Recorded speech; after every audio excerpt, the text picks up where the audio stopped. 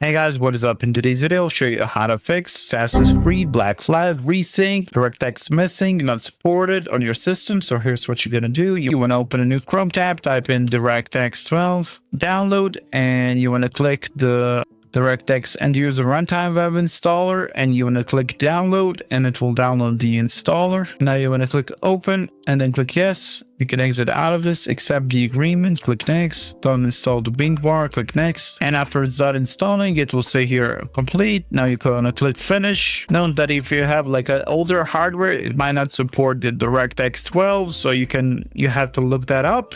Now to check which version of DirectX you have installed, you want to go to search, type in EXTIAG and click enter.